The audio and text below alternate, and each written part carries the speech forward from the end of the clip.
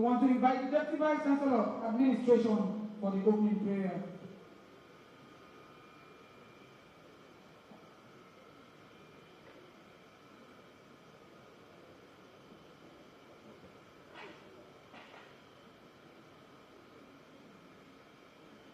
Let us pray.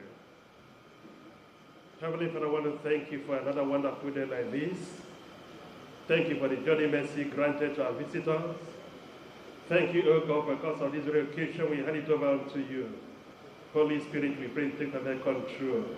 Lead us to the end, that your name be glorified. In Jesus' mighty name we pray.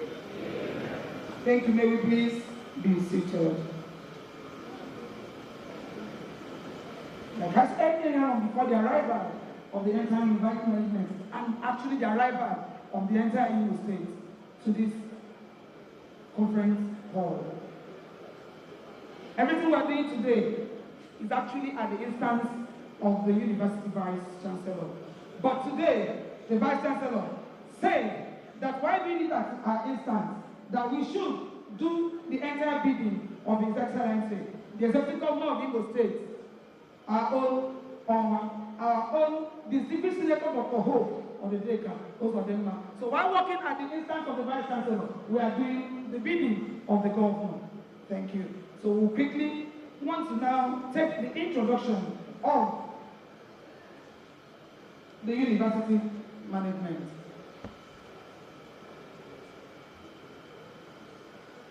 Sitting right here before us is one who we know very well, the first female Vice Chancellor of the Federal University of Technology, Owerri, the eighth successive Vice Chancellor of the great university, Professor Mrs. Nnenna N. Oti. Right beside her is her husband, architect Pastor Nnenna Oti. Our registrar is also here, a gentleman of note and worth, Mr. Chedozie Oba. The Deputy Vice Chancellor Academics, Professor Emma Esenwa. The one who took the opening prayer, the Deputy Vice Chancellor Administration, Professor Clifford Agbo. Our Deputy Vice Chancellor, Research, Development and Innovation is also here, Professor E.E. Oguzie. The University Exchequer, the bossa is here, Mrs. Ebere Wadike. The next woman is also here, Dr. Mrs. J.N. Ekere, the University Nigerian.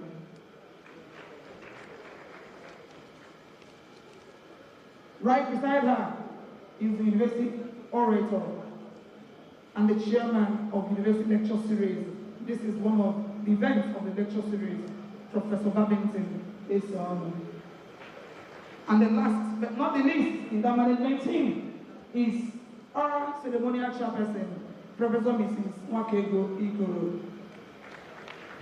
Right behind her, we introduced him earlier on, but it would be wrong to take that introduction again.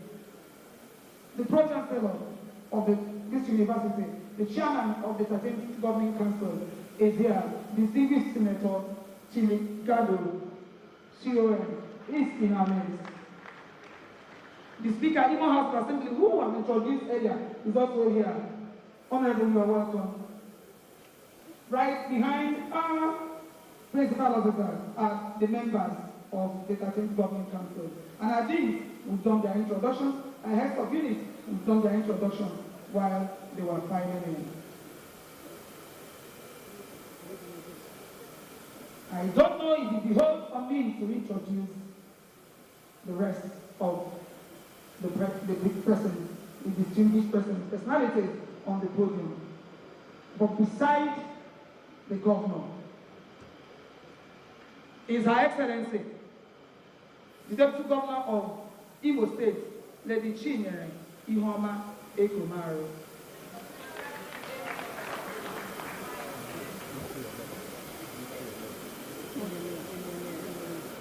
We took an introduction before they came to the podium. Seated here too beside our VC is the incoming Vice Chancellor, that will be the 9th substantive Vice Chancellor of this Federal University of Technology, Owerri, Professor I.N.S. Dozie.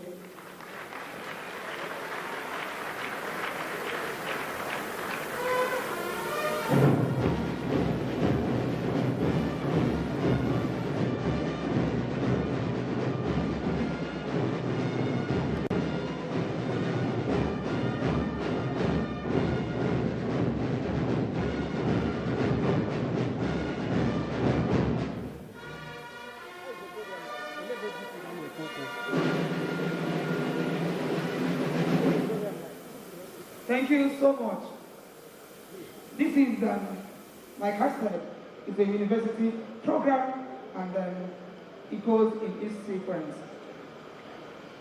There's one who everybody is waiting for us to introduce, but it's not in my right to introduce him. When the time comes, he will be introduced. He is our own. We want to specially thank our VC for saving the best for the last. We have various guests prior to now. How she did it, I don't know. Considering the time of the year, considering his tight schedule, she was able to do this. She was able to bless people with the presence of the #1 person of the entire Imo State today. We welcome home our governor. We are not introducing him yet. He is welcome home. I hope we know he's an alumnus of this great institution. He is our own. He is the man who owns us completely and in all its entirety.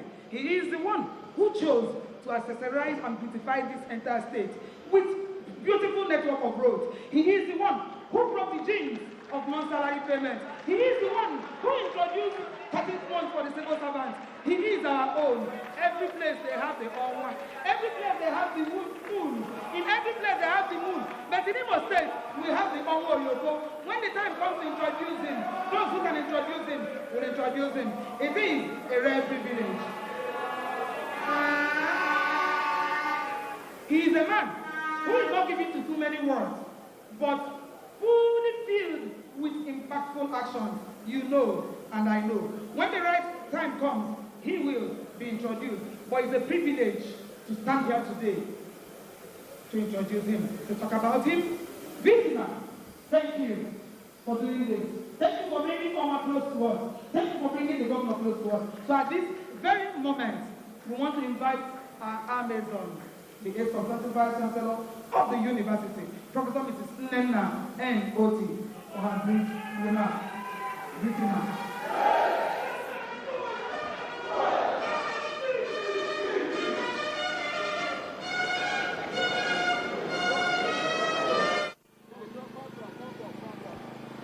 Good afternoon from the Federal University of Technology, Owerri. I am Adaoke, welcoming you to this auspicious event on behalf of the Outside Broadcast Van of the largest network in Africa, the NTA. We are coming to you live from the FUT campus, where anticipation is high for the 38th Convocation lecture of the Federal University of Technology, Owerri FUT. His Excellency Governor Hope Uzodinma of Imo State will deliver a keynote lecture with a title that cuts straight to the chase.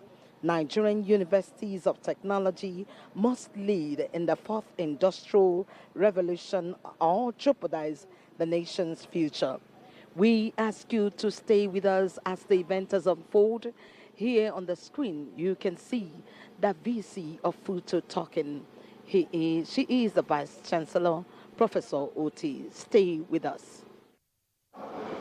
My last convocation ceremony. And this, therefore, will be the last time I will chair a convocation lecture of this university. I'm not a politician. By the way, I serve on the Owerri establishment board. Her Excellency, I got carried away, we're talking about the government. The distinguished senators, everyone, my principal officers, our dear students, please permit me to write on the Owerri establishment board. Thank you. It gives me great joy. I'm not a politician. Put better, I'm not a practicing politician, but I'm very strategic. very, very strategic. I deliberately kept the best for the last. In truth, this convocation ceremony is holding, sir, Your Excellency, to give you this honor.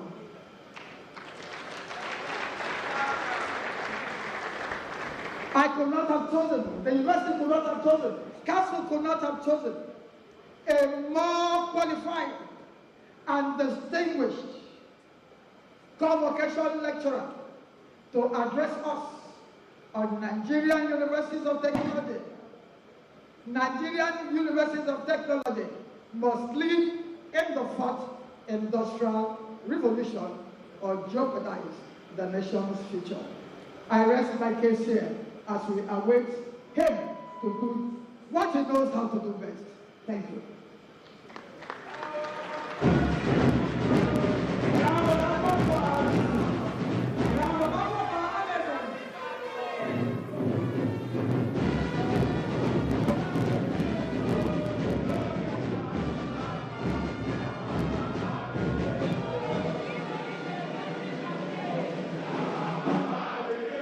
Before we invite the University Orator for the celebration of His Excellency, we want to invite the Government House Choir for their rendition. One rendition before His Excellency takes thanks for his citation. While they are giving the rendition, please, University Orator, we invite you to come for the citation.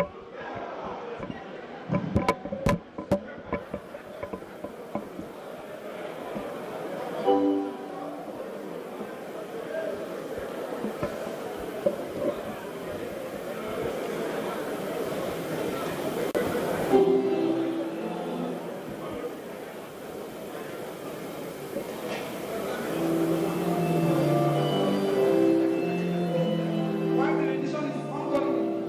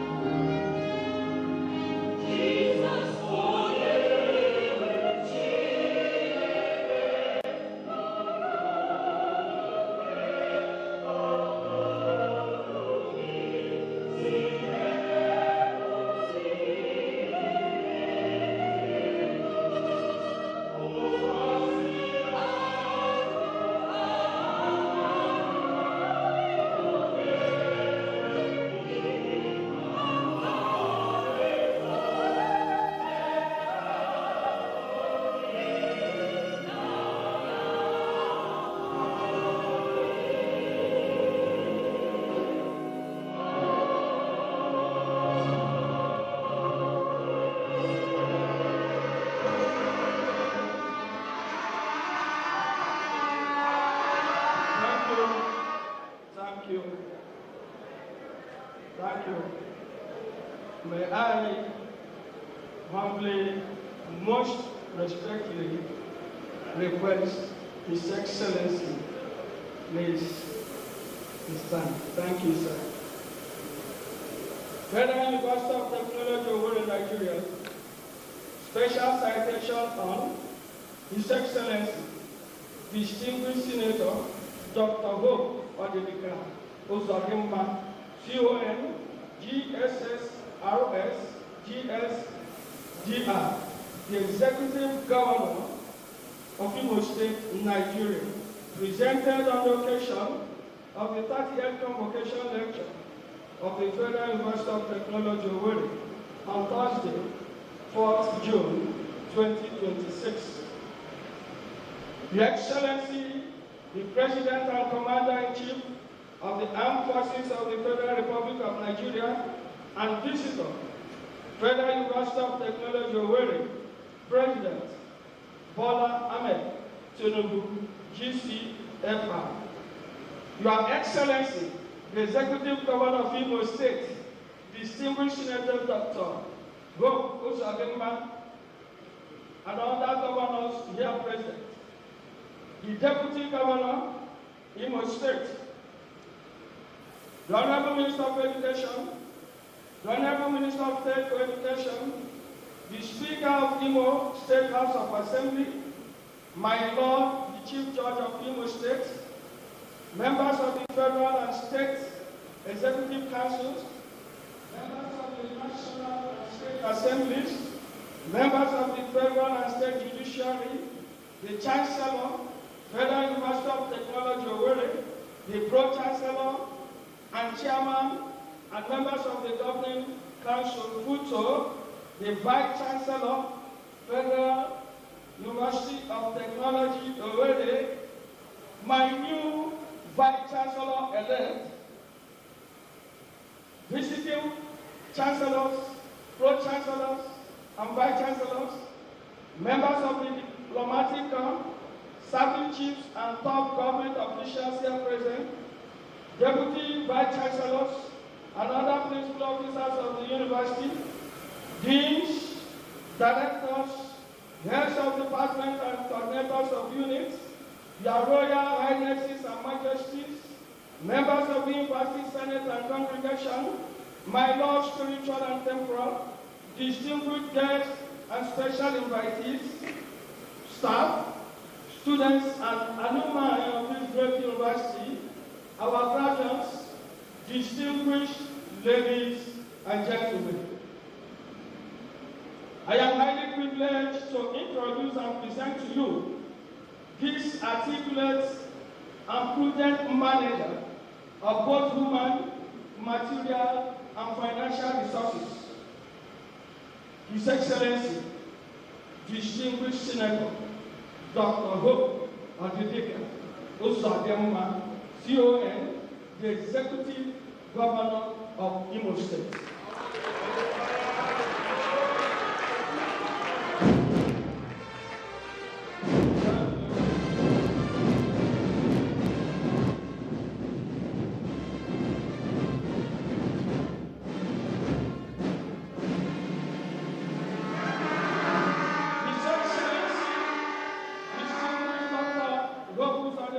CON, GSSRS, GSGI was born on December 12, 1958 in Amoma, Oru East local government area of Imo State, Nigeria. He holds a diploma in maritime management technology from the Federal University of Technology Owerri, Imo State, and Bachelor of Arts, BA, in International Studies and Diplomacy from Washington University, Missouri, USA. BSc, MSc degrees in Political Science from Gregory University, Uturu. He also holds honorary doctorate degrees from Imo State University, Owerri, Imo State, and the Federal University of Technology, Owerri. He is the chairman of the Progressive Governors Forum. Prior to his election as the Executive Governor of Imo State, he served in the Senate of the Federal Republic of Nigeria for 2 terms, 2011 to 2019, during which he headed the Senate Committee on Custom and Excise and Aviation. As the Governor, Executive Governor of Imo State since January 15, 2020, Senator Dr. Uzodimma has changed the infrastructural landscape of Imo State through his popular Road Revolution project, including the iconic Assumpta Twin Flyover, reactivation of public water supply, revival of moribund public industries, provision of quality healthcare delivery system, and quality education. Beyond renovating and equipping primary schools in the 340 electoral wards, he established 3 new universities in addition to an existing one, as well as College of Education and a polytechnic. In effect, his administration funds and sustains 6 tertiary institutions, ensuring that Imo State indigenes have ample opportunities to pursue higher education. The list of achievements in infrastructure development in Imo State is extensive and includes the commissioning of a state electricity power plant, making Imo State one of the first states in the country to achieve this milestone. Another area that Governor Uzodimma has distinguished himself as a visionary leader of note is in the area of leading Imo State into the new age of digital economy. Imo State is the first and only state that has established a ministry of digital economy and e-government.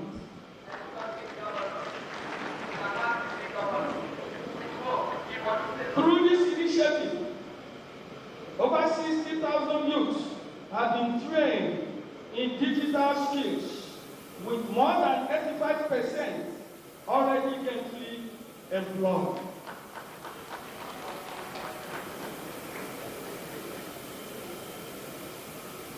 The target is to train 500,000 youths within the next 2 years.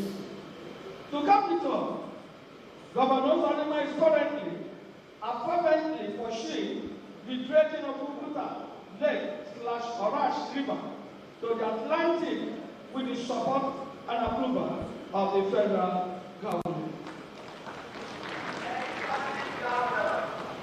This ambitious project, as a public-private partnership, when completed, will be the catalyst of the rapid economic development of not only Imo State, but the entire Southeast.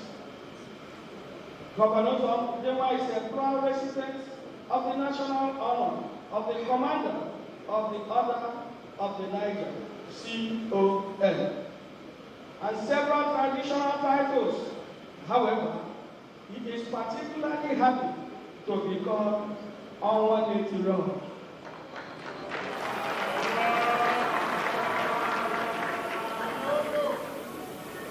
Governor Uzodimma is a devout Catholic who has distinguished himself in the service of the church and Christianity in general.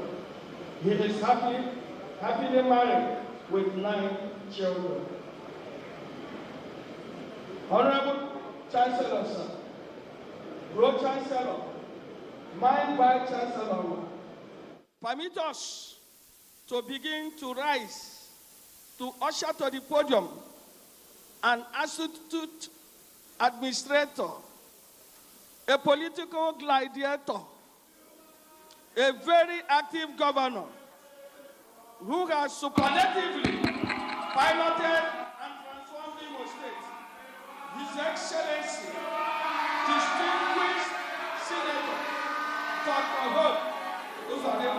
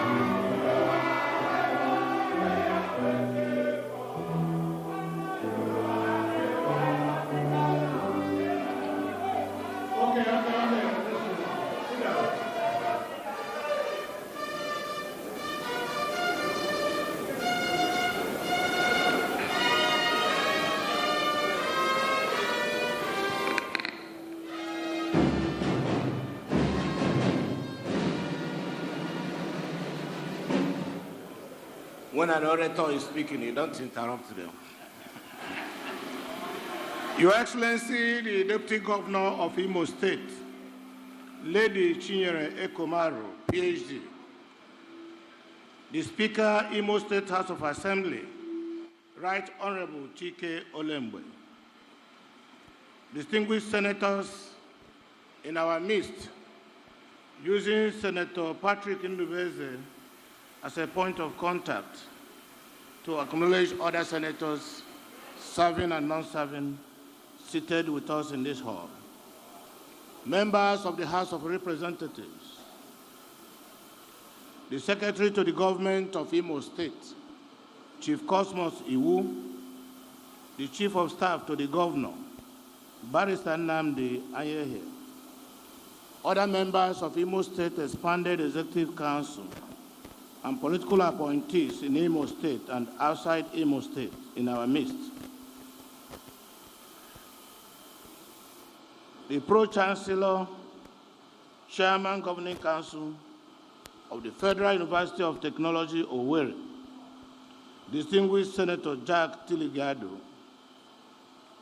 who is also my dear brother. The Vice Chancellor of Federal University of Technology, FUT, Owerri, Professor Mrs. Nenna N.O.T., GP, RSS, OEHF, and her dear husband, Pastor Architect Nnanna Ya Oti, Agwine, and an Amazon of our time. Heads and members of statutory commissions, boards of federal government agencies in our midst. The Vice Chancellor designate of the Federal University of Technology, Owerri, Professor Ikechukwu Dozie, the council members, the Senate, management and staff of Federal University of Technology, the student community, the Government House Choir, the Government House Chaplain, Reverend Professor Gilbert Alaribe, and other members of the clergy and the religious in our midst, esteemed leaders, dignitaries and invited guests, members of the press, ladies and gentlemen. I am very delighted to be in your midst today to deliver the 38th convocation lecture of this great institution. I'm therefore grateful to the management, the chairman and governing council, the Senate of the university for this great honor done to me. Whenever I accept an invitation to deliver a public lecture such as this, I spend a great deal of time pondering over what would be an appropriate topic for the occasion. In doing so, I consider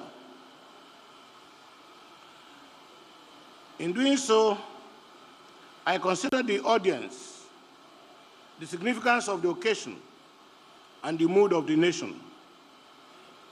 Often I use the opportunity to x-ray some aspects of our development that keeps me awake at night.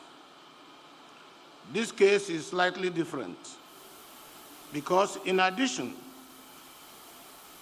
to my being ever interested in the welfare of this institution, I have a history with this great institution because I'm an alumnus.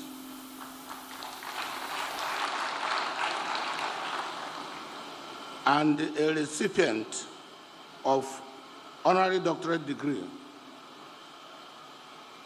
This makes my assignment here today a unique one, and I can consider it a homecoming as well.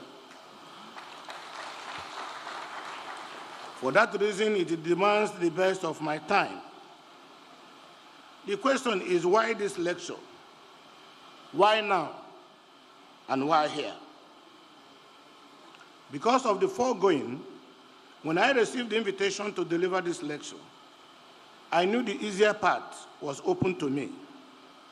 I could have come here today and done the usual thing, extend my congratulations to the graduating class, pay tribute to the outgoing Vice-Chancellor, Professor Nenna Oti, whose tenure ends formally on the 18th of June this year. Felicitate and extend my best wishes to the incoming Vice-Chancellor, Professor I.N.S. Dozie, who will assume office on 19th of June.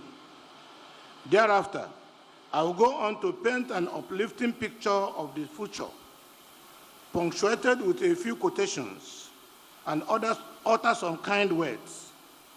I could have decided to mention that in a recent survey of 10 best universities of technologies in Nigeria, FUT ranked second.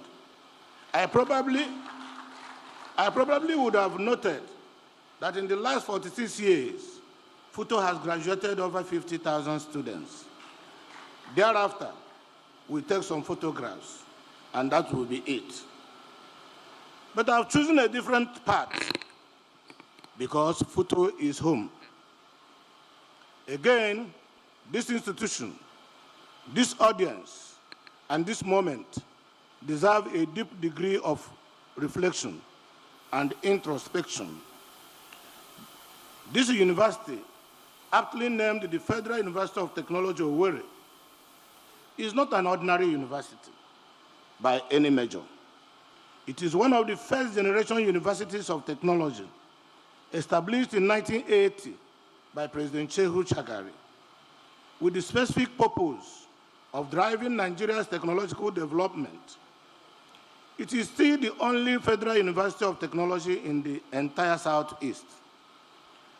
Thus, it carries the engineering hopes of a region and the technological burden of a nation. 4 decades down the line, it stands at a hinge point in its history, between the leadership of one Vice-Chancellor and the leadership of another, at precisely the moment when the world outside these gates is undergoing the most rapid economic and technological reorganization in human history. I do not think this hinge is accidental. I believe rather that it is providential and demands that we use this convocation ceremony to remind ourselves of some hard truths. So let me set the proposition before you in the bluntest of terms. Our country, Nigeria, and our continent, Africa, missed out on the first, second, and third industrial revolutions. One of the sad consequences of this failure is that our continent has remained the cheap source of raw materials and labor to the developed world. I have no doubt that FUT and its peers were born out of the urgent need to close the widening technological gap between us and the developed nations, and by so doing, rewrite our history and change our developmental trajectory. Now, the fourth industrial revolution is here. It is restructuring economies, dissolving industries, creating new ones, and rewriting the basic terms on which nations compete. The question before this country, and before this institution in particular, is whether we are moving with it or standing still and watching a generation of young people, the most populous and most technological curious cohort in Africa, locked out of an economy they were born into, but never given the tools to enter. It is therefore my proposition that Nigerian universities of technology, of which FUT is the flagship, must lead in this revolution, or we will jeopardize the future of this nation. We either build or we are built upon. We either sit at the table or stay on the menu. The choice is ours. 3 years ago, at the University of Nigeria in Nsukka, I delivered a lecture titled "Why Universities Should Lead the Way to a New Nigeria." In that lecture, I argued that our universities were still, in too many respects, living in the analog age. While the world had moved into the smart digital age, aspects of this argument were also contained in the lecture I delivered on the 12th convocation ceremony of Michael Owerri University of Agriculture, Umudike, in November 2024. On both occasions, I argued that universities must serve as the compass that leads societies to technological breakthroughs and informed leadership. These were the original ideals behind the establishment of universities in both the ancient and medieval times. The first university ever founded in the world, the University of Bologna, which was established in 1088, was created to protect academic freedom, enforce teaching standards, certify professionals, and meet societal, practical, and administrative needs. Coming closer home, the first generation universities, namely the University of Ibadan in 1948, University of Nigeria and Soka in 1960, Obafemi Awolowo University in 1962, University of Lagos 1962, and Ahmadu Bello University Zaria 1962. They were established with a broad mandate to produce high-level indigenous manpower, to lead civil administration, education, and build the Nigerian economy. Today, I reaffirm that position and insist on every word therein. The argument I make today is the natural sequel. It is narrower, sharper, and more urgent. However, my position today is about universities of technology in particular, and about one specific moment in the history of technology as a discipline. Nigeria was a colonial outpost during the first industrial revolution, a colonial economy during the second industrial revolution, a young nation finding its feet during the third industrial revolution. We had reasons, however unsatisfactory, for missing each of those waves. But we have no reason now. We are an independent country of over 200 million people, the largest concentration of young human capital on the African continent, with the demographic profile, the diaspora intelligence, the digital infrastructure, the political settlement to participate fully in this revolution. The question is no longer whether we have the capacity. The question is whether we have the will. I have come to FUT because FUT sits at the center of that question. The 4 federal universities of technology established at Akure, Minna, Yola, and here at Owerri in the early 1980s were created precisely for this reason. They were established to produce the technologists who will close the gap between Nigeria and the industrialized world. That mandate has not changed. What has changed is the speed and the scope of the challenge. Allow me to get personal for a moment.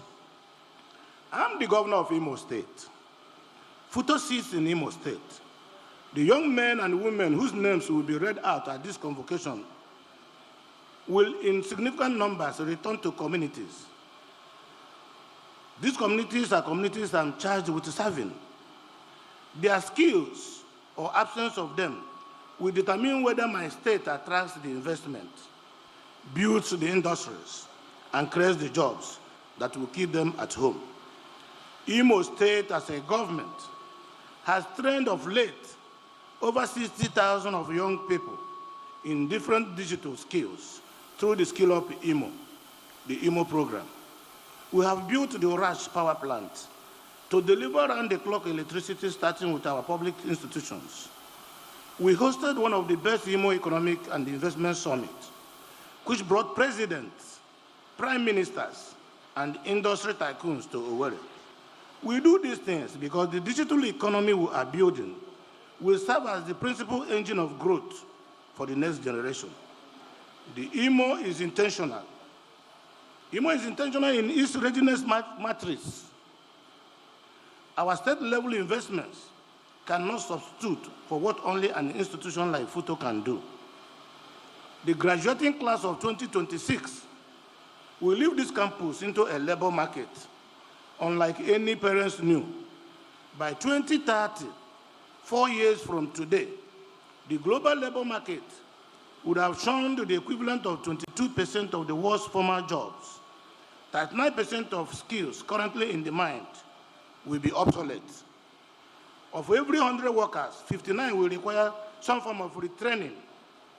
These are not my projections, but the findings of the World Economic Forum's Future of Jobs Report 2025, drawn from over 1,000 of the largest employees in the world.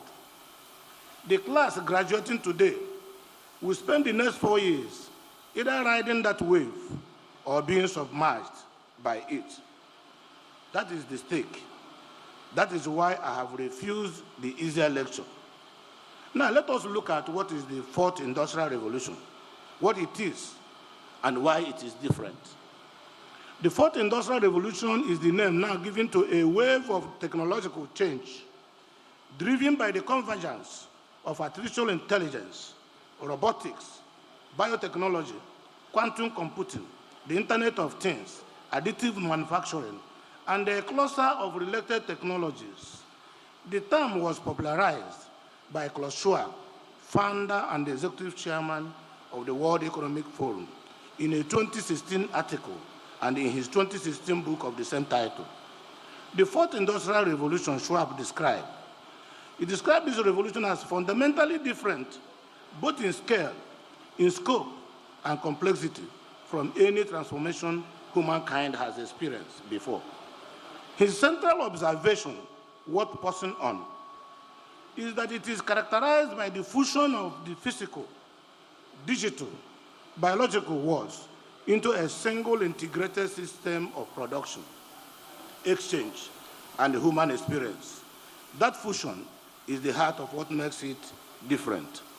The first industrial revolution, beginning in Britain in the late 18th century, mechanized production through steam and water power. The second, in the late 19th and 20th centuries, enabled mass production through electricity and assembly line. The third, in the latter half of the 20th century, automated production through electronics and computers. The fourth is doing the same thing at a speed, breadth, and depth the previous three did not approach. Consider the speed. The steam engine took roughly a century to spread across Europe and North America. But personal computer took just 2 decades. GPT, a single generative artificial intelligence product released in November 2022, reached 100 million users within 2 months. Consider the depth. The earlier revolution changed how we produce things. This revolution is changing what we are. Genome editing tools now alter the genetic code of living organisms with a level of precision that did not exist a decade ago.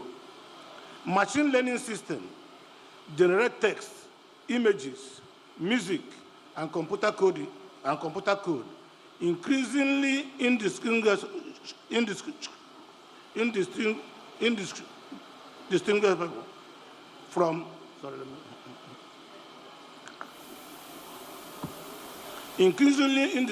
from human output. Brain-computer interfaces are moving from laboratory experiments to clinical trials. The lines between human and machine, organic and synthetic, physical and digital, are being redrawn in our lifetimes.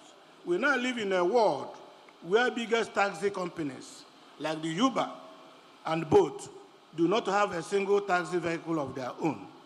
Similarly, Booking.com, Airbnb, they do not own most of the homes, apartments, or buildings listed on its app.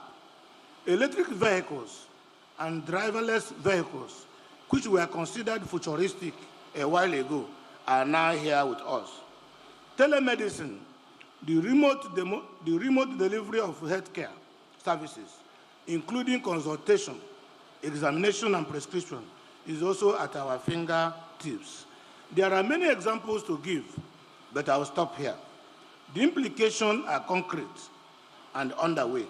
As I earlier referenced, the World Economic Forum's of Job Report 2025, which was drawn from over 1,000 of the world's largest employers, representing 14 million workers across 55 economies, projects 170 million new jobs to be created globally by 2030, 92 million jobs displaced.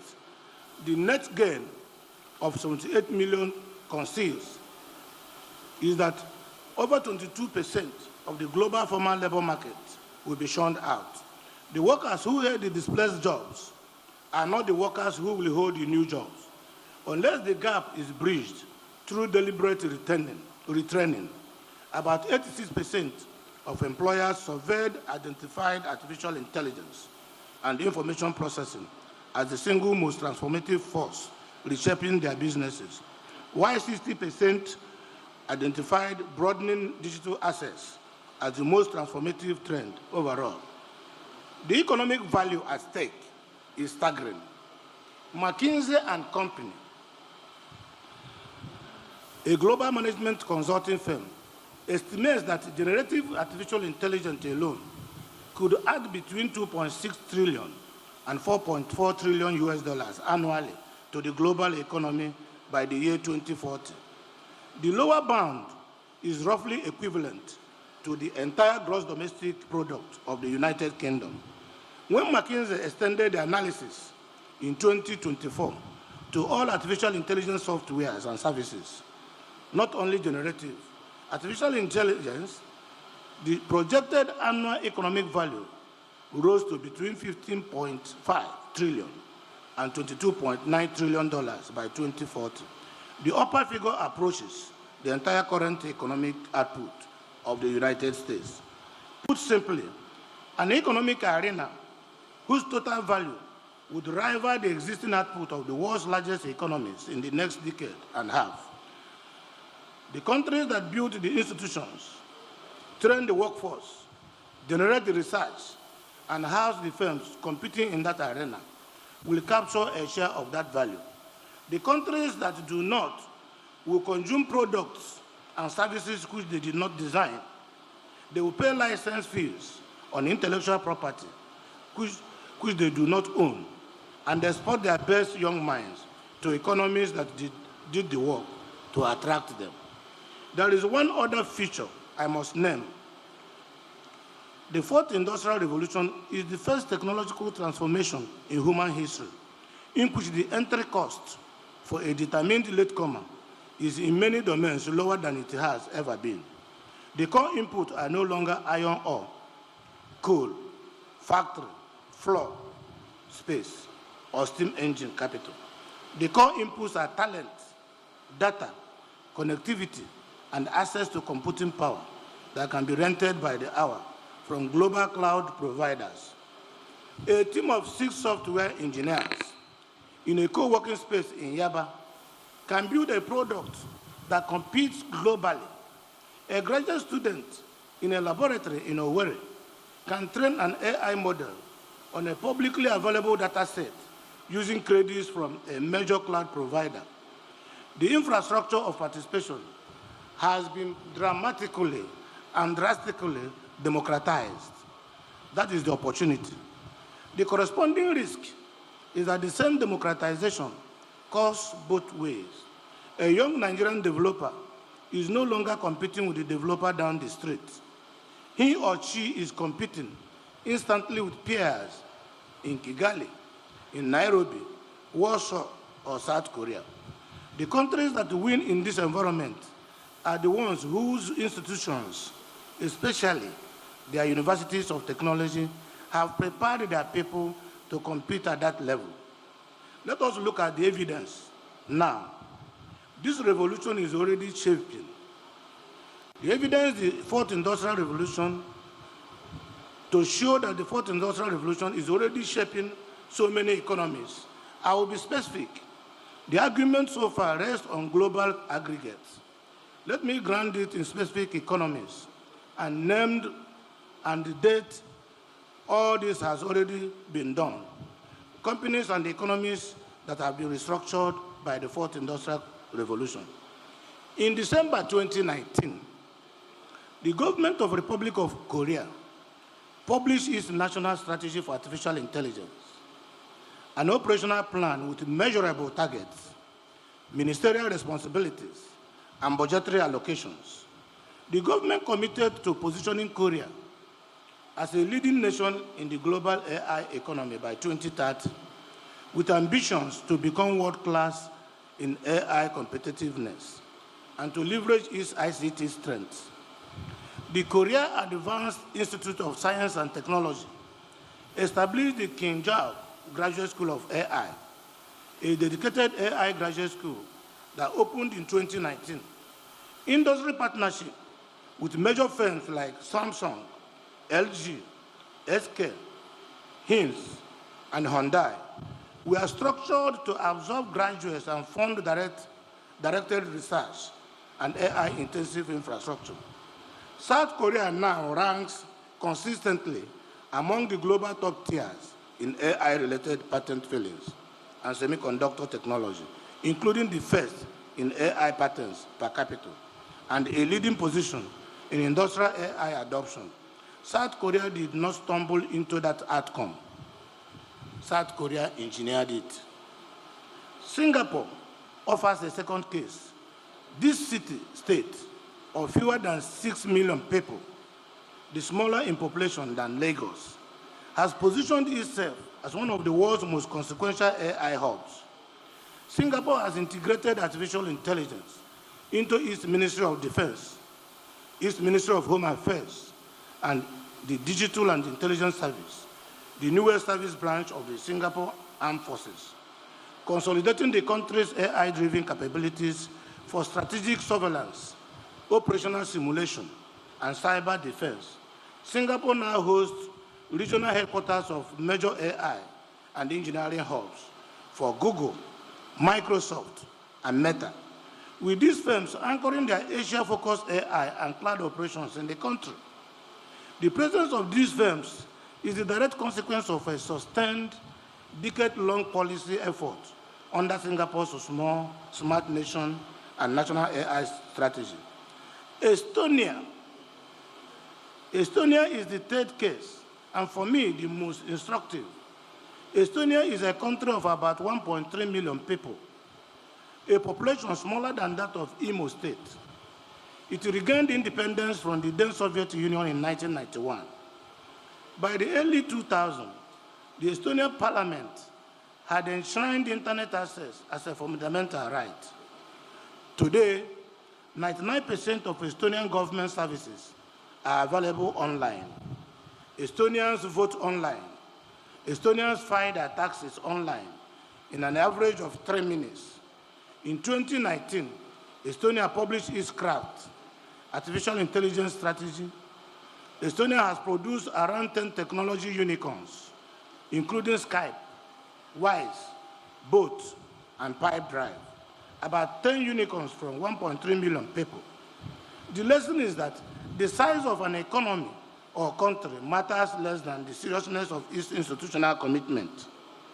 Switzerland is ranked one of the top 10 global hubs of the Fourth Industrial Revolution patents per capita. Its highly digitized financial services, robust academic institutions, and high technology-driven manufacturing sector account for the prime position in the Fourth Industrial Revolution ranking of nations. The most uncomfortable comparison for our purposes is Rwanda, an African country of about 14 million people, recovering from a genocide that ended in 1994, and with a gross domestic product per capita lower than that of Nigeria. Rwanda has since pursued a deliberate technology-driven development strategy.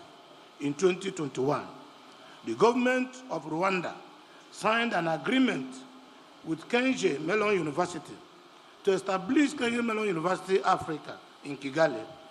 The campus is now the anchor institution of Kigali Innovation City, a $300 million public-private development on 62 hectares of land in Kigali's Special Economic Zone, developed by Africa 50 and the Rwanda Development Board. Kigali Innovation City brings together, on one side, Kenji Mellon University of Africa, the African Leadership University, the University of Rwanda Center for Biomedical Engineering, the African Institute for Mathematical Sciences, and the pharmaceutical manufacturer, Cooper Pharma. The development is projected to create 50,000 jobs, generate $150 million in annual ICT exports, and produce about 2.6 million graduates each year.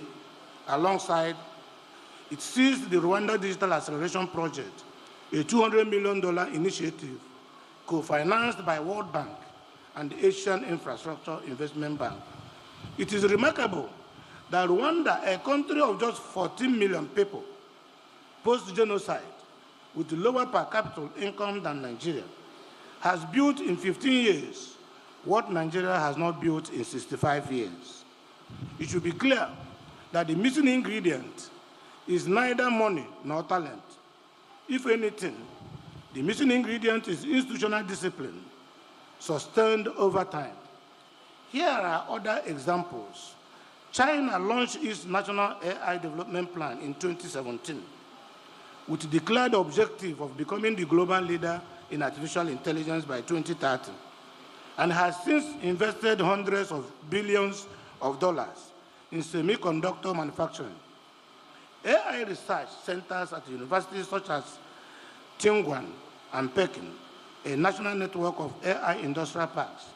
India published its national strategy for artificial intelligence in 2018, and building on decades of investment in information technology, now sustains one of the most consequential technology services industries on earth, and technological services industries on earth, employing over 5 million people directly and contributing nearly 9% of Indian gross domestic product, with a talent pipeline in which the Indian Institute of Technology play a central role. By the most recent count, more than 60 countries have published national artificial intelligence strategies. Institutions such as the Brookings institutions, they maintain public inventories and comparative analysis of dozens of the most developed of them. Our country's own national artificial intelligence strategy, developed under the leadership of the Federal Ministry of Communication, Innovation and Digital Economy, and the National Information Technology Development Agency, was finalized in September last year. We are not the first, nor are we even early. Indeed, we are entering a global race that has been underway for nearly a decade.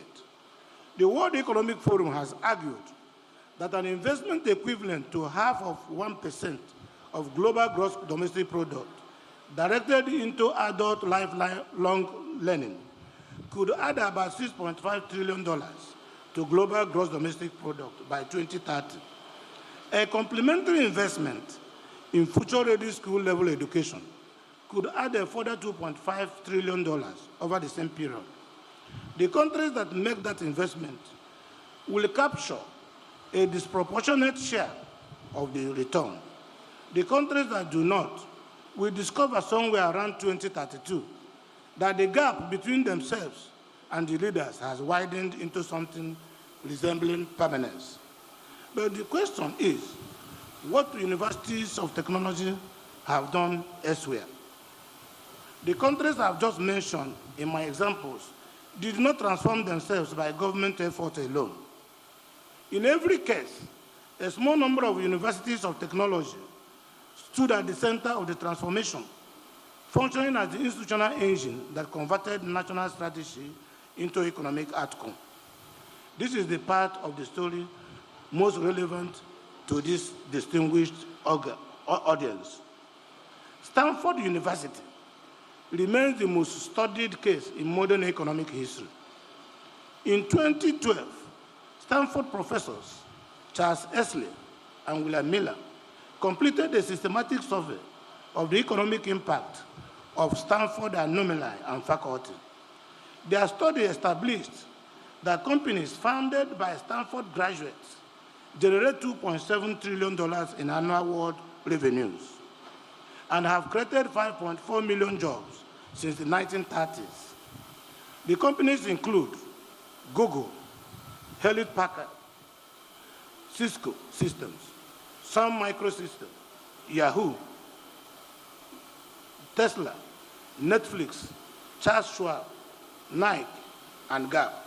The university that produced these companies was in 1900 a regional institution in a state that depended on the eastern United States for almost all of its industrial equipment. How did Stanford make the journey? By building an institution. The good news is that it is replicable. In the early decades of the 20th century, Stanford's leadership made a deliberate decision to organize the university as a producer of firms, as well as a producer of graduates. Frederick Terman, Dean of Engineering in the 1940s and 1950s, pioneered the practice of appointing senior engineers from local industries as adjunct professors, so that students learn from people who were actively building the technologies they were being taught. In 1970, Stanford established the Office of Technology Licensing, which became the model for technology transfer office worldwide. The research lesson is what scholars now describe as the entrepreneurial university model. Stanford and the Massachusetts Institute of Technology committed to an endogenous strategy of encouraging firm formation from academic knowledge. The university saw its role as the production of companies and technologies and the human capital required to staff them. This lesson is not American. Rather, it is institutional. The same model has been reproduced in Israel, in South Korea, in Taiwan, in Singapore, and most recently, and most relevantly for us, in Rwanda. Carnegie Mellon University Africa, established in Kigali in 2011, operates a deliberate university industry-government collaboration. The Rwanda government provides land, infrastructure, and substantial portion of the operating budget. Carnegie Mellon provides the curriculum, faculty quality standards, and global brand. Private firms based at Kigali Innovation City provides internship, applied research challenges, and graduate employment. Over 90% of CMU Africa graduates either start their own businesses or work in their home countries. The CMU Africa Innovation Hub runs a 12-month incubation program, providing up to $50,000 in seed funding per startup. This is such a complete pipeline, from student admission, through global standard education, through seed funding, through industry placement, and through commercial scale. The Indian Institute of Technology, established in 1951, admits fewer than 17,000 students out of more than 1 million who sit the entrance examination each year. Their graduates have founded or led Sun Microsystems, Flipkart, Infosys, Snapdeal, and form a substantial fraction of the senior engineering ranks at Google, Microsoft, and IBM. The Technion in Israel, founded in 1912, is the institutional engine behind an Israeli technology industry that has produced over 100 companies traded on the NASDAQ, including Modulaire, which was sold to Intel for $15 billion in 2017, and was sold to Google for over $1 billion in 2013. Across all of these institutions, we observe the same pattern. They were established with a specific national technological mandate.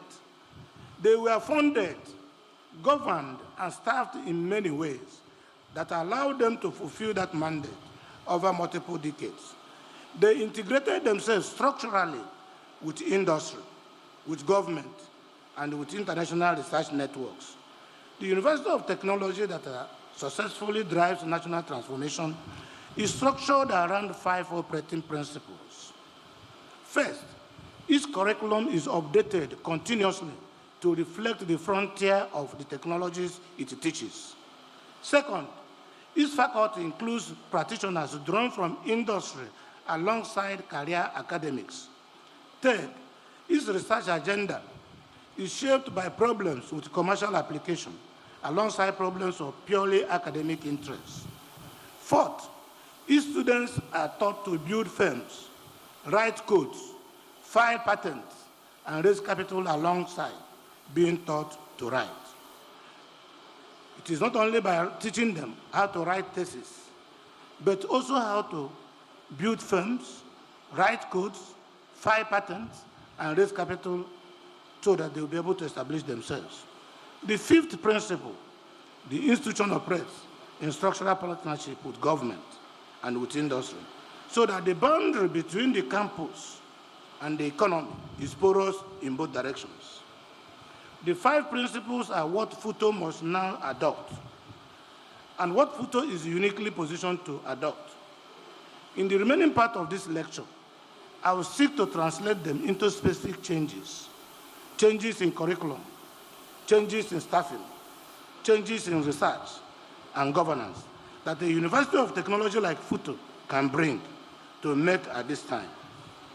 Where Nigerian universities of technology stand, I now turn the lens on ourselves. The federal government of Nigeria established 4 federal universities of technology in 1980 as part of a deliberate national effort to close the technology gap between us and the other nations. These were the Federal University of Technology, Akure, the Federal University of Technology, Minna, the Modibo Adamawa University of Technology, Yola, and the institution that hosts us today, the Federal University of Technology, Owerri. Several other states and private universities of technology have since joined the list, including the Air Force Institute of Technology, Kaduna, the Ladoke Akintola University of Technology, Obomosho, the Enugu State University of Science and Technology, Bells University of Technology, Ota, and the Kano State University of Science and Technology, close to home. My administration has established the Imo State University of Innovation, Science and Technology at Omoma. It is the youngest of these institutions, and it is one to watch. We have structured it from inception around active international collaboration, including a working partnership with the University of California, Berkeley, one of the world's leading technology innovation hubs. The Omoma institution is still in its formative stage, but the design intent is lucid, and the early returns are promising. Together, these institutions represent the institutional infrastructure through which Nigeria responds to fourth industrial revolution, and which will be largely delivered. Let me begin it right here, which is with that. I want to start the discussion and the proposal with Federal University of Technology. The federal government has designated FUTO as a principal beneficiary of its 48 billion Naira intervention fund for engineering upgrades. FUTO has entered a strategic partnership with Amazon Incorporated to establish the FUTO AWS Academy. In June of last year, the institution received a substantial donation of digital network switches and access points from Cisco Systems and InterSwitch. FUTO is home to the Center of Excellence in Sustainable Procurement, Environment and Social Standards, funded by the World Bank. The Federal Medical Center, Owerri, was upgraded and renamed in 2023 to become the Federal University Teaching Hospital, Owerri, expanding FUTO's reach into clinical medical education. These are real achievements, and I want to here credit this to Professor Nenna Oti, whose tenure concludes on the 18th of June, for the consistency which she had positioned FUTO to attract partnerships of this caliber. I credit the Governing Council, chaired by Senator Jack Tiligado, for the institutional discipline that selected Professor I.N.S. Dozier as the 9th substantive Vice Chancellor, following a rigorous and yet seamless process. FUTO is not the only institution making progress. Across our universities of technology, we see new engineering workshops, new laboratories, new digital skill programs, and an expanding network of partnership with global technology firms, the system is not standing still. I now turn to the harder part of the diagnosis, the gap between what our universities of technology have done and what they must do, which is very large and is widening by the day. The 5 operating principles I named at the close of the previous section are not yet present in any Nigerian University of Technology in a structurally embedded form. They are present in fragments, in pockets, in the energy of individual professors and students operating in many cases against the institutional grain rather than with its support. First, curriculum currency. The frontier of the technologies that the fourth industrial revolution is built on moves at a velocity that traditional curriculum approval processes cannot match. A new development in large language models that emerged at the end of 2024 was being taught in graduate seminars at Stanford within 4 months of its release. The same state development 18 months later is still working its way through curriculum approval pipelines in most Nigerian universities of technology. Second, faculty composition. The Frederick Teman model of appointing senior practicing engineers as adjunct professors is standard at every leading technical university in the world. It is the exception rather than the rule in our own universities of technology. The result is that students often learn from professors whose last engagement with the working application of their field was a decade or more in the past. Third, research orientation. The dominant research culture in Nigerian universities of technology is oriented towards academic publication for promotion. The work being done in this mode is honorable, but I do not dismiss it. The difficulty is that the research remains largely disconnected from the commercial and developmental problems the surrounding economy needs solved. Fourth, the entrepreneurial pipeline. There is no Office of Technology Licensing in any Nigerian University of Technology that plays the role of Stanford office, which Stanford played when it earned $336 million from licensing Google alone. There is no CMU Africa-style innovation hub built into our universities of technology. Students who graduate with genuinely innovative ideas have to seek capital, mentorship, and infrastructure outside the institution that produced them. Fifth, the structural partnership with industry and government. The partnerships our universities of technology have signed are episodic. A structural partnership is one in which the firm has a permanent presence on the campus, in which staff are seconded in both directions, and in which the relationship is sustained across multiple leadership circles on both sides. There are structural realities that compound these gaps. Funding for federal universities, while improving, remains below the level required to sustain a serious research enterprise at a global standard. The brain drain that took shape in the 2010s and accelerated through 2020s has stripped many departments of these most talented mid-career academics. Infrastructure failure, particularly in power supply, continue to disrupt the kind of sustained experimental and computational work that frontier research requires. The remuneration of structure of Nigerian academia is not yet competitive with what the same talent commands in the industry, even within Nigeria itself.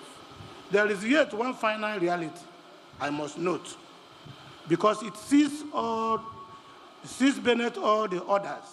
Nigeria has produced and continue to produce individual technologists and innovators of world rank.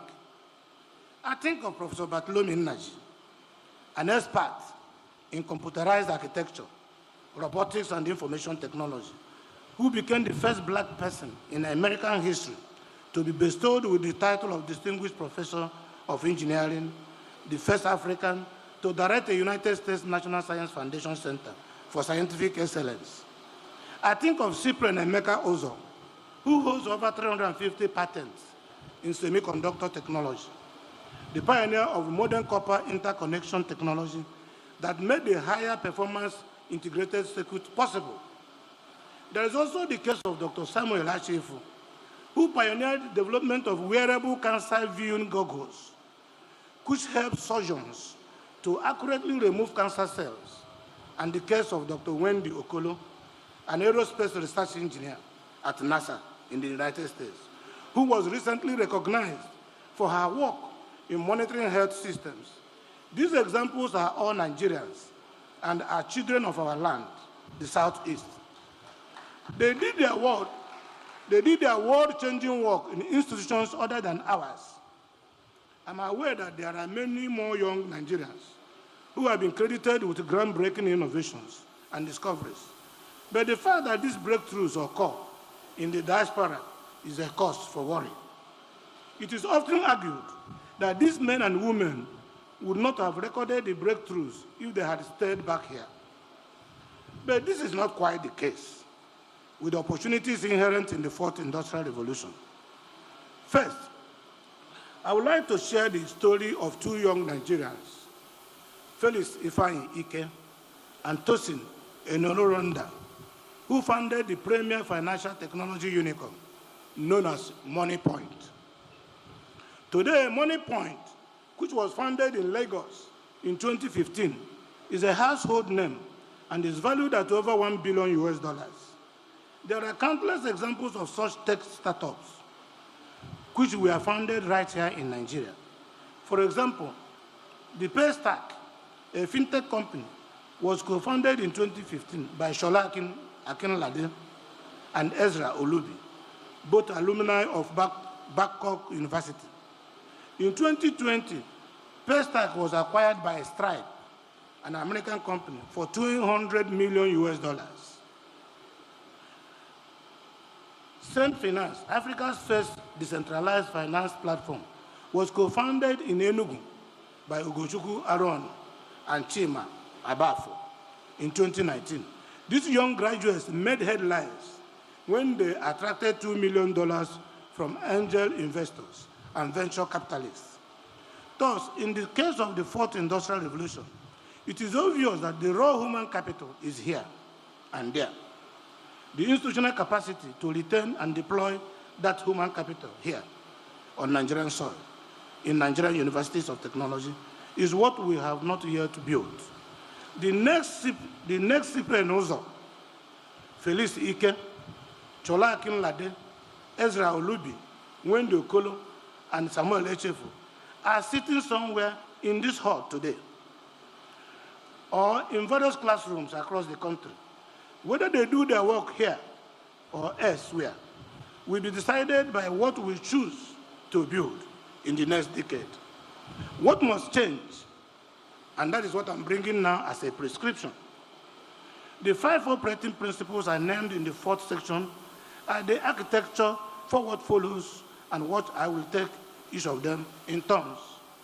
The curriculum currency, the National University Commission, in coordination with the universities themselves, must establish an accelerated curriculum review track for emerging technology programs with a target turnaround of not more than 6 months between proposal and approval. Every Nigerian University of Technology should adopt a minimum standard requiring that 10% of contact hours in any engineering or computing program be delivered through industry-led modules updated annually, taught by practitioners from firms operating in the relevant fields. Every Nigerian University of Technology should mandate as a graduation requirement for engineering and computing students demonstrated competence in at least one fourth industrial revolution technology certified by a recognized industry credential. Existing partnerships such as FUT, AWS, Academy, provide the infrastructure on which this can be built. The question in each institution is whether such partnerships are allowed to remain pilots or are scaled into standard components of engineering and computing degree. The faculty composition. The federal government, working with the National University Commission, should establish a formal adjunct industry professor framework with terms designed to attract senior practitioners from industry, including Nigerians working in technology firms abroad. Because what we are talking about, the fourth industrial revolution, when it is being taught, students must have a practical idea of what these lectures are all about. The framework should permit appointments of 3 to 12 months per academic year on terms that allow the appointee to retain their primary industry role. Nigerian universities of technology should actively recruit from the Nigerian technology diaspora. There are several thousand senior Nigerian engineers and researchers working in leading technology firms in the United States, in the United Kingdom, in Canada, UAE, and across Europe. A significant fraction would respond to a structured invitation to spend one term or one academic year teaching and conducting joint research at a Nigerian University of Technology. Imo State government will be prepared to support Federal University of Technology Owerri in the establishment of such a program, including through co-funding of accommodation and administrative infrastructure required. The next item is the research orientation. Every Nigerian University of Technology should establish a formal translational research office charged with identifying research that has commercial application, supporting the patenting and licensing of that research, and connecting research teams to industry partners and venture capital. The National University Commission, in coordination with the Tertiary Education Trust Fund, should establish a translational research grant scheme distinct from the standard academic research grant, designed to fund research projects with a named industry partner and a defined pathway to application. Each Nigerian University of Technology should identify 3 to 5 flagship research priorities aligned with the developmental problems of the region it serves, and concentrate research resources around those priorities for sustained periods of 7 to 10 years. For a University of Technology in the Southeast, those priorities might include applied artificial intelligence for agricultural productivity, distributed energy systems for communities not yet served by the national grid, cybersecurity for African financial services platforms, and applied biotechnology for tropical disease research. The principle is concentration. Spreading research efforts thinly across hundreds of fragmented topics produces fragments. Concentrating on it produces breakthroughs. The entrepreneurial pipeline. This is, in my view, the single most reform opportunity available to Nigerian universities of technology. And I will again use FUT as an example.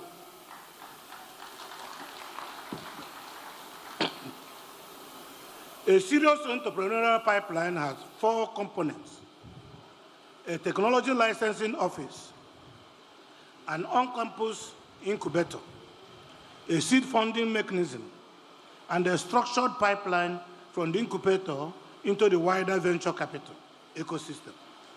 The resources required for a credible first phase are not prohibitive.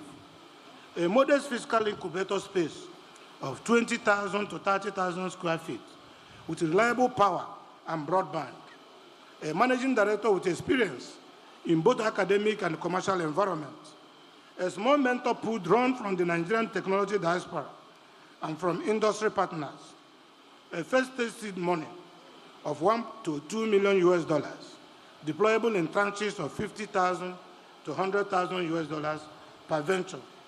Imo State will commit as a matter of immediate undertaking from this podium to supporting the establishment of such a pipeline here in FUT.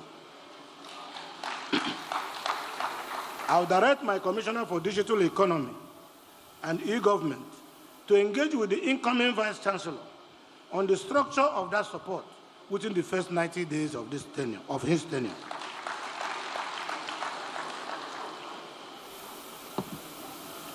Structural partnership with industry and government. A structural partnership has three components: a permanent industry presence or on, adjacent to campus, a two-way secondment program between university faculty and industry researchers, and a joint research roadmap aligned over 5 to 10-year horizon. Every Nigerian University of Technology should work towards such partnership in its own context. Here in Imo State, FUT has a special footprint to build something analogous to Kigali Innovation City. The institutions occupied a substantial land area here in Owerri West.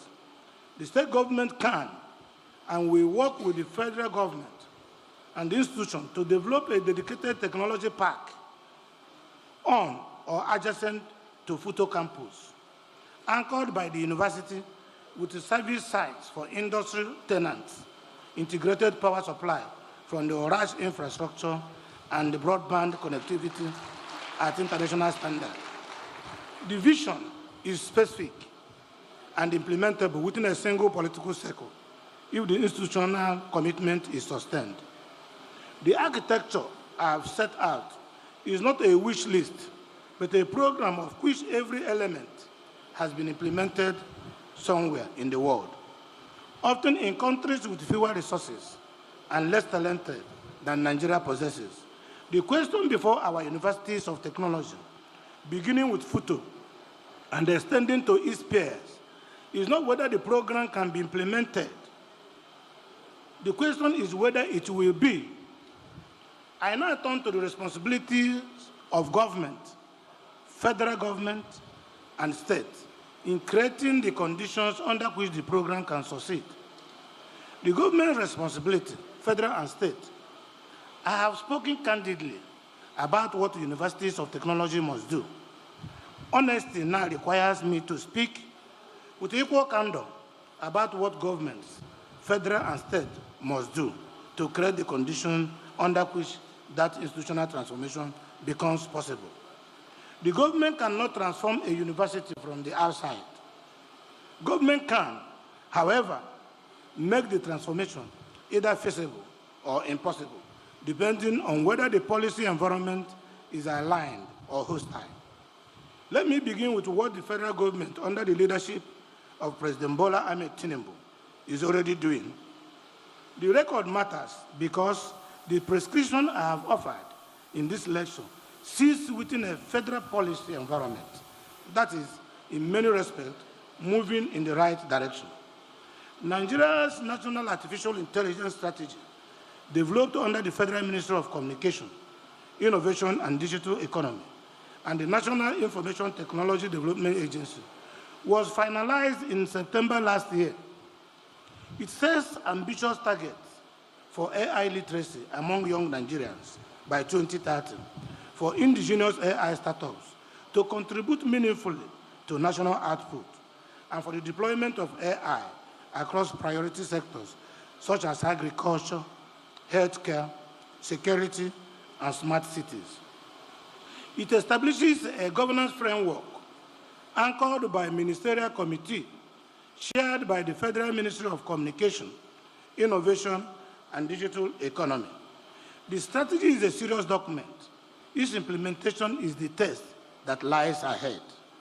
Alongside the AI strategy, sees 3 million technical talent program, launched in December 2023 as a flagship of the Renewed Hope agenda. Its first phase has already trained 10,000 of Nigerians across all 36 states and the Federal Capital Territory, with subsequent phases structured to reach millions more. Its advanced track focuses on artificial intelligence, machine learning, and data science. Microsoft, through its AI skilling commitments, has also pledged large-scale training for Nigerians under its current program. The Federal Ministry of Education, under the leadership of Dr. Maruf Tunji Alausa, has launched a technical and vocational education and training initiative supported by the World Bank's Innovation Development and Effectiveness in the Acquisition of Skills project, known as IDEAS. The program aims to train close to 1 million young Nigerians across thousands of centers in high-demand trades, including information and communication technology, welding and fabrication, renewable energy, fashion design, and plumbing. Training is tuition-free, heavily practical, and participants receive stipends and post-training support in the form of starter packs or business grants. The Nigerian Education Loan Fund, established under the Students' Loan Access to Higher Education Act 2024, has begun disbursing hundreds of billions of naira to well over 1 million students across hundreds of tertiary institutions in the country, including FUT. The loans are interest-free, and repayment commences 2 years after the completion of the National Youth Service Program. President Bola Ahmed Tinubu, GCFR, deserves to be praised for using this loan to create opportunities for students from less privileged backgrounds to receive university education. In addition, prolonged industrial action by the university-based unions, which used to consume entire academic sessions, have been significantly reduced so far under this administration. The federal government's 48 billion naira intervention fund for engineering and technology upgrades, of which FUTO is a principal beneficiary, is the kind of targeted infrastructure investment that the National University Commission must now scale and replicate across the systems of the Federal Universities of Technology. Recent tax reforms provide new incentives for firms that invest, that expand and retain their workforce, and that raise wages for lower-income workers.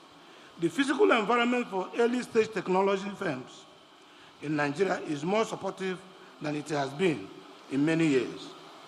This is the federal policy infrastructure on which the prescription I have offered can rest. The federal architecture is in place. The question is whether the universities of technology will use it. I turn now to what state governments must do and to what Imo State is doing. State governments have, until recently, treated federal universities within their borders as institutions over which they had no real operating leverage. That posture is no longer adequate. Federal universities sit on federal land and are funded by federal allocations, but they operate within state economies. The state government benefits from what the federal universities produces in graduates, in firms, in research outputs, in the attraction or non-attraction of investment. State government must engage federal universities as economic development partners, providing land, power, security, transport infrastructure, and policy alignment in ways that allow the federal institutions to operate at a higher capacity than federal funding alone can sustain. I am speaking now as a state governor with the premier federal university of technology in my state. I commit on behalf of Imo State government to that posture of structured partnership with FUTO. The infrastructure for that partnership is already operational. I repeat, the infrastructure for that partnership is already operational. Imo Digital City Limited. Imo Digital City, headquartered in Owerri, is a public-private partnership in which the Imo State government holds equity alongside private and international partners.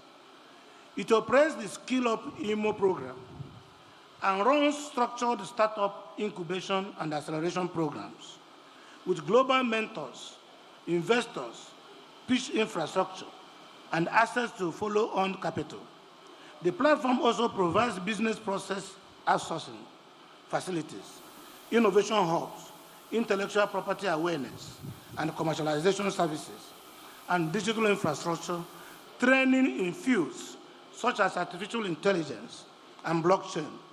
Imo Digital City is positioned as a leading tech incubation and acceleration hub in West Africa, with institutional links to Silicon Valley in the United States and to international corporate technology firms. Imo Digital City is not a parallel structure to be navigated. It is a partner platform available for direct integration with this institution. The CMU Africa Innovation Hub model I described earlier, with its structured incubation and seed funding for technology ventures, does not need to be invented from scratch in Imo State. Its functional equivalent already exists. What is required is the structural integration of FUT's research and entrepreneurship pipeline with the Imo Digital City platform, so that a FUT student or faculty member with a viable technology venture has a defined pathway from laboratory to incubator to seed funding to commercial scale without leaving Imo State to find any of those resources. The technology park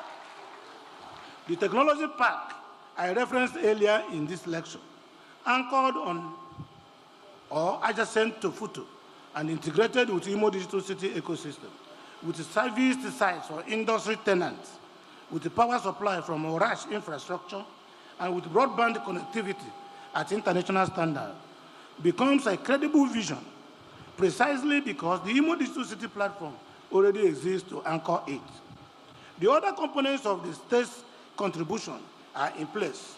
The Skill Up Imo program has trained over 60,000 young people in digital skills and continues to scale.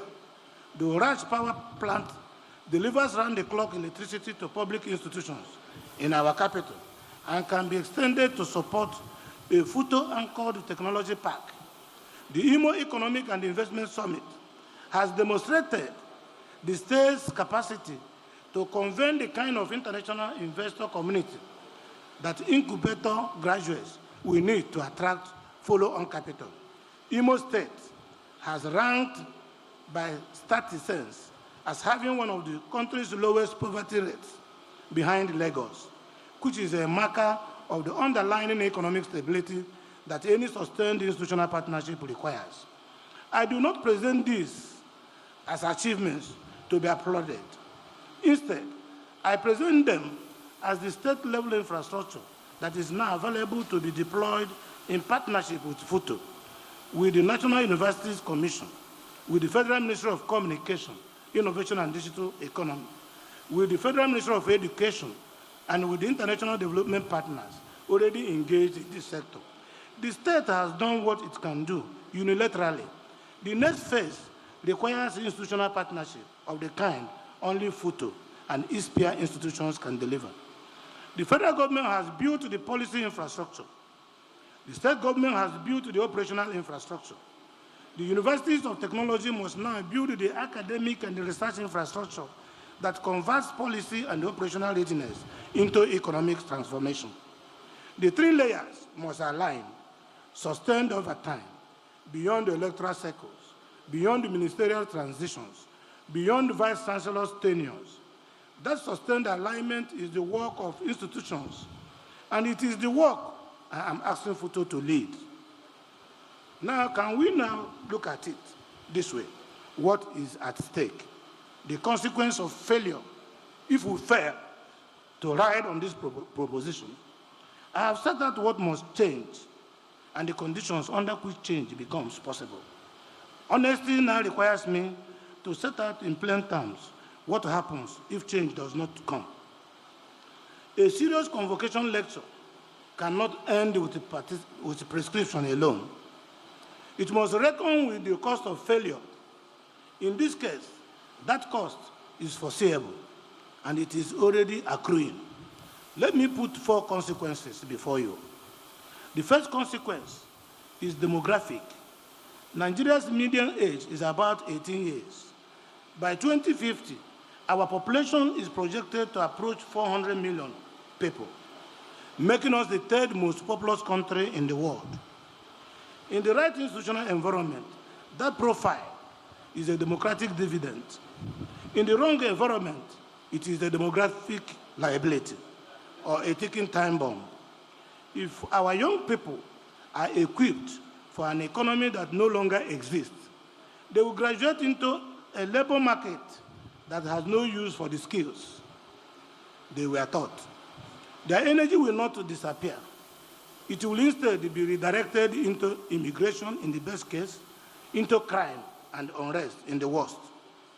The same demographic wave that built South Korea can, without institutional readiness, break as a demographic catastrophe.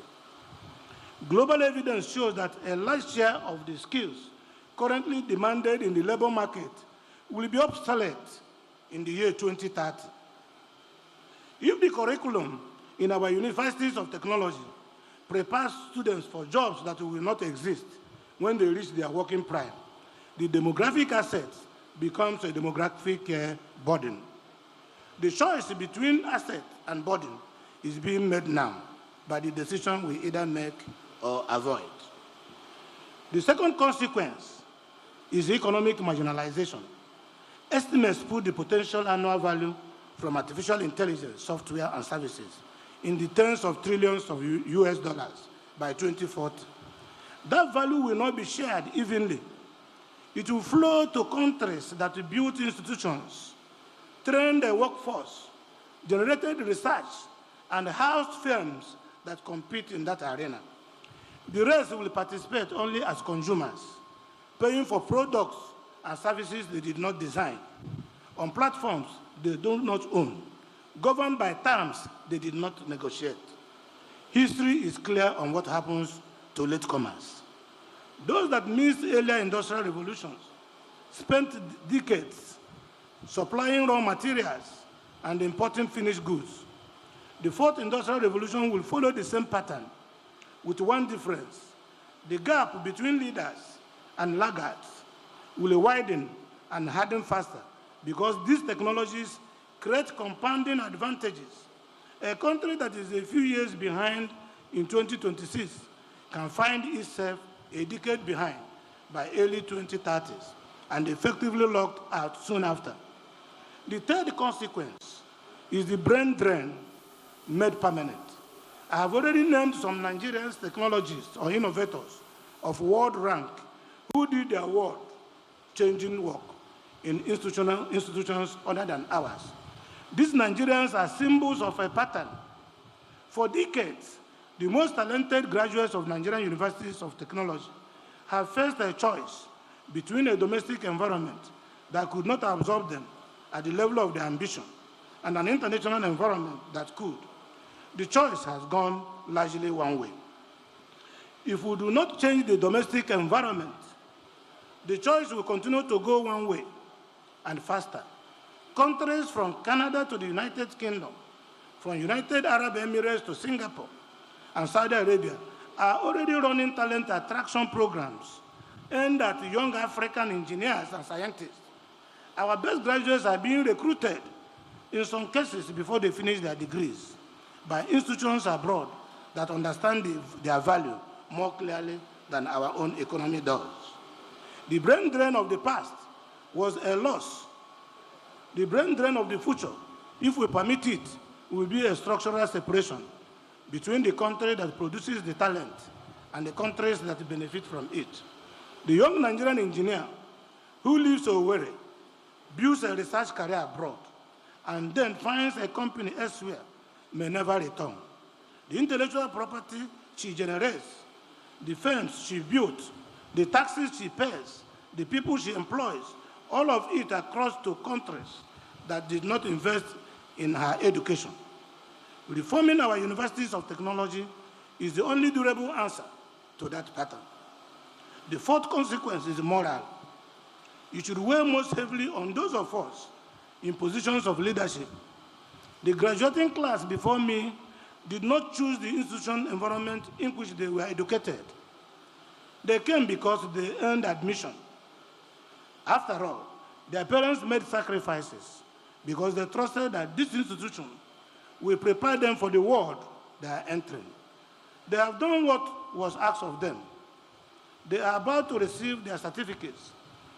If the institution that produced them has not equipped them for the economy that awaits them, the failure is not theirs, it is ours.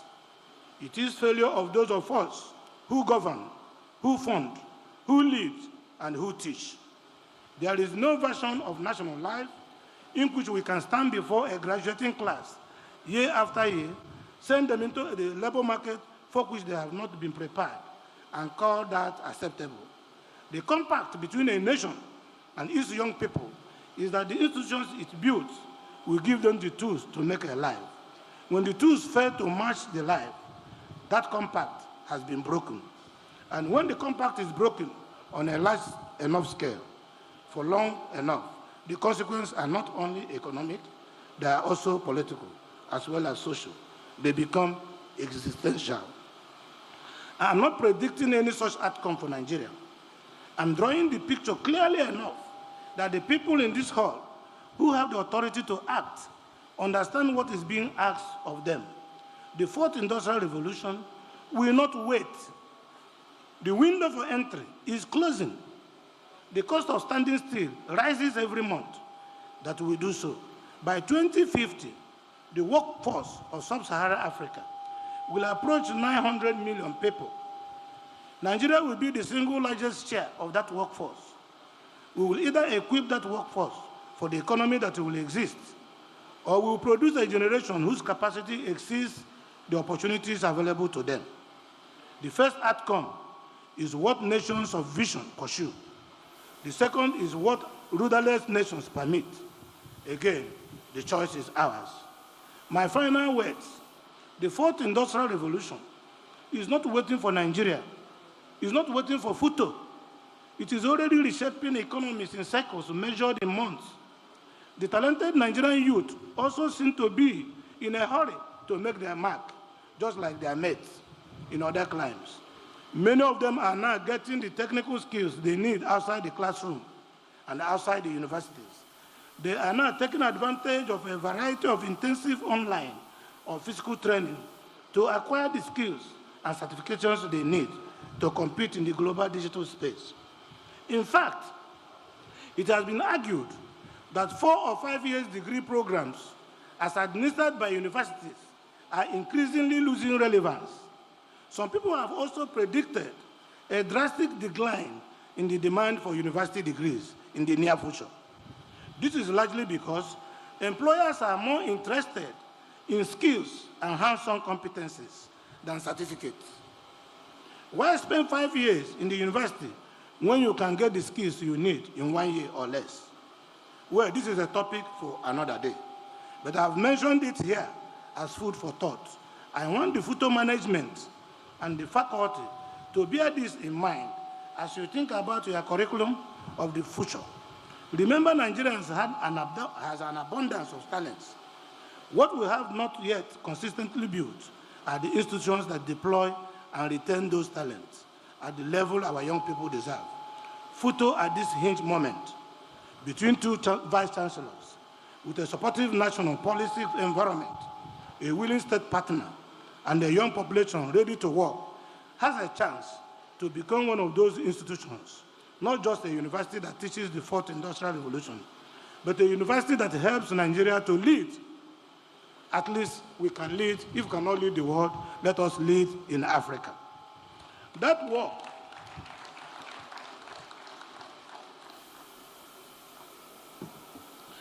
work is bigger than any single government, any single vice-chancellor, any single graduating class. It is the work of an institutional generation. I commit on behalf of Imo State to playing my part for as long as I hold this office. I trust that this university, under its coming leadership, will play its part. And I trust that the graduating class of 2026 will carry the work forward in ways none of us on this stage can yet predict. When historians of Nigeria look back at the 2020s, they will name a few institutions whose decisions in this decade shaped the country's path. Let FUT be on that list. Let Southeast be on that list. Let Imo State be on that list. Let this graduating class be remembered as the cohort that turned the corner. Congratulations, graduates. Thank you, Vice Chancellor Oti. Welcome, Vice Chancellor Dozil. Thank you, Council Chairman, faculty, parents, and students. God bless you.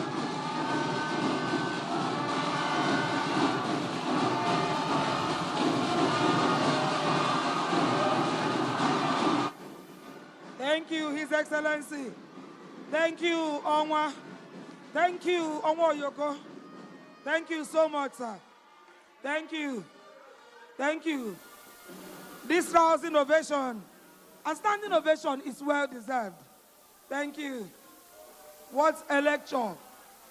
Thank you. Thank you. Nance, thank you. His Excellency, we appreciate. The 38th Convocation lecture by Governor Hope Uzodinma, a lecture at the Federal University of Technology, Owerri.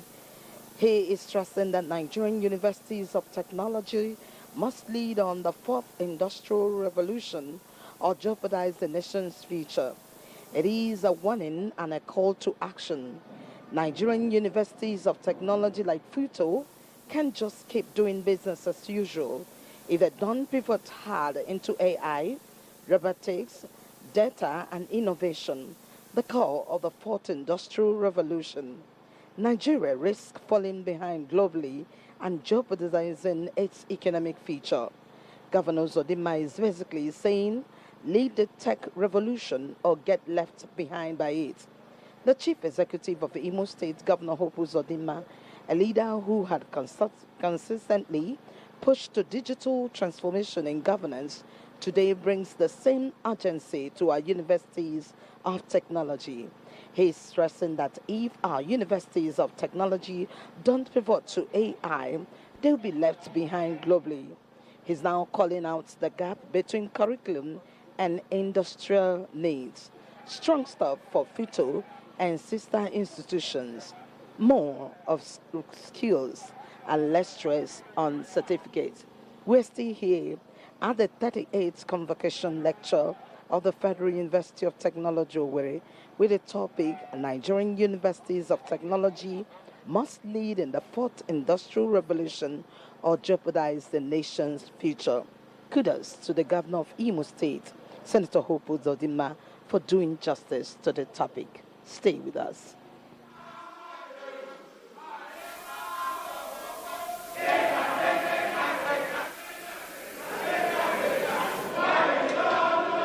Thank you, Nance. Thank you, Nance. Thank you.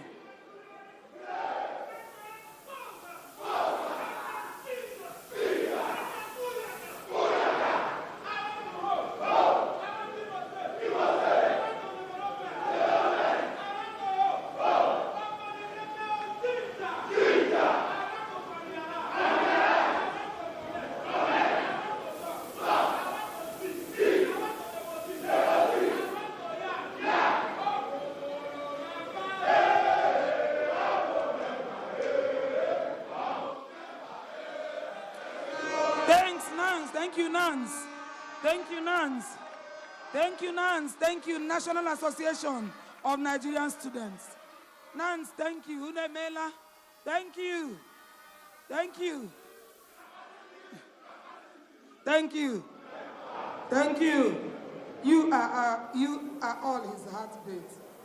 We are coming to the highlights of this very occasion.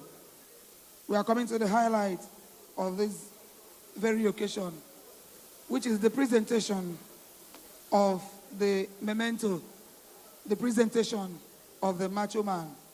But before then, we want to invite the Government House Choir for a short rendition. Government House Choir.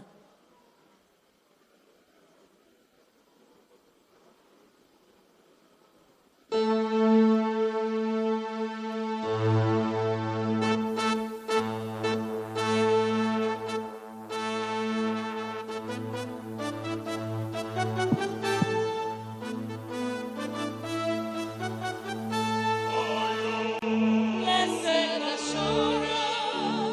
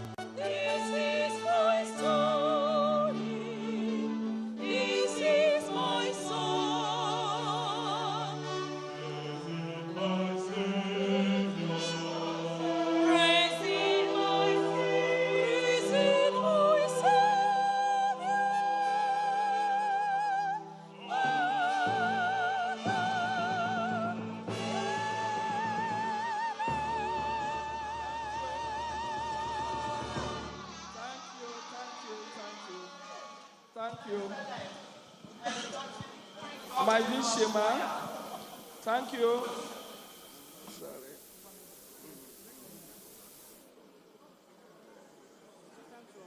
Yes. Unveil it.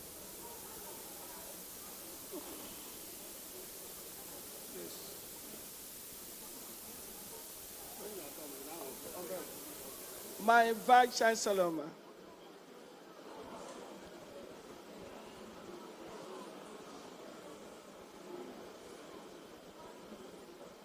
It's our tradition to appreciate our lecturers. So I hand this over to you, ma. Thank you. My active, dynamic governor, please, with humility, step forward.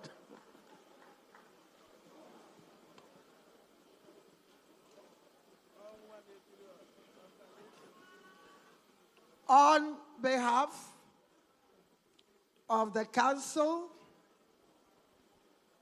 convocation, congregation, staff and students of the greatest University of Technology in Nigeria, I present this memento to His Excellency, my brother, my friend, and the distinguished. In fact, my song calls him like this: we have hope in hope. We present this memento, sir, to you as, come and hold for me, as a keepsake to remember this day that you served as the 38th convocation lecturer of FUT. Congratulations, sir. Thank you. Congratulations.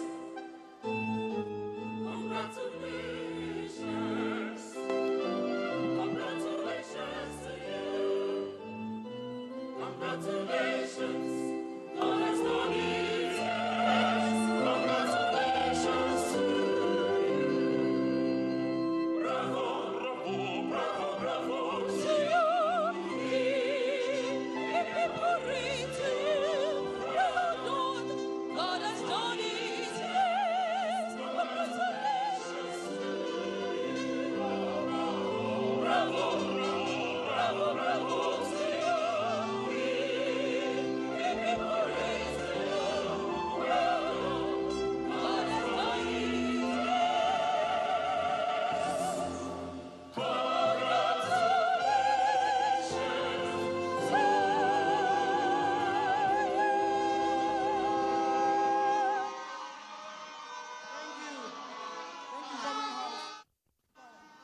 Congratulations, well deserved. Congratulations. Congratulations, well deserved here at the 38th Convocation Lecture given by the Governor of Imo State, Senator Hope Uzodinma. With this 38th Convocation, Professor Otis, first female Vice Chancellor FUTO, 5 years tenure ends, and Professor Ikechukwu Nosike Simplicious Dozie takes over. And we are wishing FUTO the very best. This convocation lecture will forever remain fresh, as it is delivered as a wake-up call. Nigerian universities of technology must lead in the fourth industrial revolution, or we jeopardize our nation's future. A lecture that will be talked about long after today. Thank you for being part of this live telecast today. This has been live from the largest network in Africa, the NTA, from FUT, the Federal University of Technology, Owerri campus. I am Adaoke, signing off on behalf of everyone here in the live telecast who had participated actively to ensure we bring this to your living room. We thank you for being part of it. Good afternoon.